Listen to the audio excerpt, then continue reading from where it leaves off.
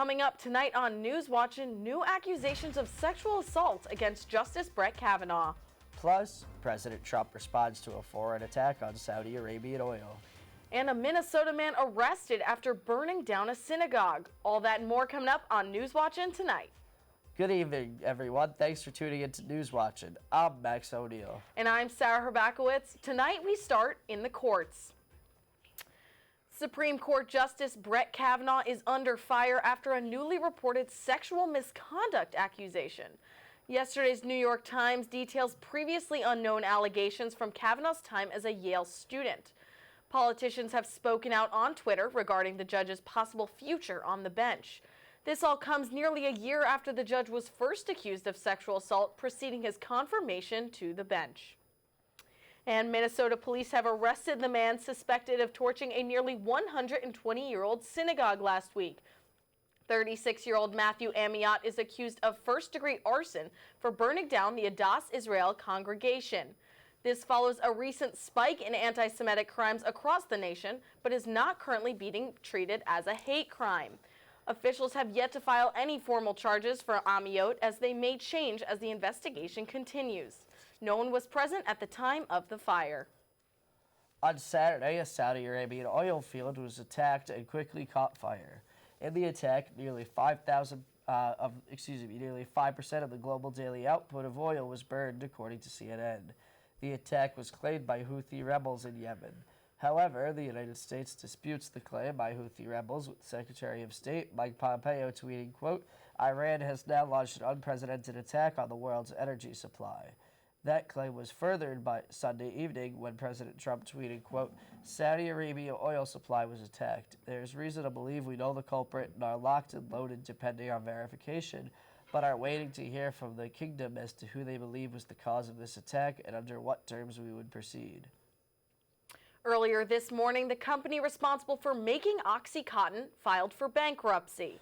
Purdue Pharma made the claim just days after settling many of their state and local lawsuits on previous charges regarding fueling the opioid crisis.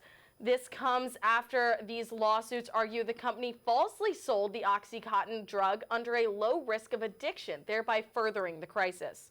Attorneys involved are skeptical Purdue Pharma will have the funds to settle the suits. In international sports news, the Spanish national basketball team has won the FIBA World Cup this weekend.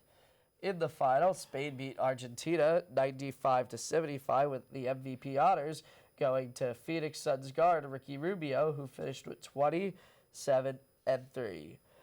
Other notable players on the Spanish roster include 2019 NBA champion Marc Gasol, Willie Hernan-Gomez, and Juan Hernan-Gomez. Chicago Blackhawks Hall of Famer Stan Mikita died last year on August 7, 2018. After his death, his family decided to send his brain to the Boston University CTE Center, and their report has just come out. The report states that they found evidence of stage 3 CTE, or chronic traumatic encephalopathy, in Mikita's brain. Mikita, at the time of his death, had been suffering from Lewy body dementia, a disease that causes problems with thinking, behavior, movement, and mood. He is the 8th player in the NHL to have been found with CTE, joining a list of mostly enforcers like Derek Boogaard, Bob Probert, and Todd Ewan. And now for a new take on the classic game of hide and squeak.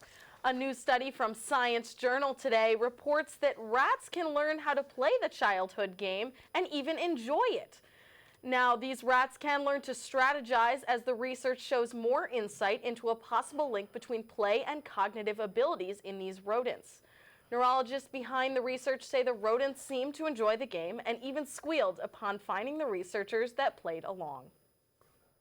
Missouri woman Texanne McBride Teahan has been in court recently, fighting to keep control of her 3 pet monkeys, Paula, Zoe, and Kayleana, with her claiming they are her support animals to help her deal with PTSD. One of the monkeys was spotted outside, which led to the claim being filed with the city of Creve Coeur, who classify monkeys as dangerous animals on the same level as alligators, lions, and pythons. Would you ever get a pet monkey, Sarah? Honestly, I can't even really take care of a dog right now, so I think a monkey is a little bit out of the question for me. A little too much monkeying around. That's all we have for you tonight on News Watch. And make sure you tune in on Thursday with Pete Johans and Adrian Smith. From all of us here, I'm Max O'Neill. And I'm Sarah Herbakowitz. Have a great night.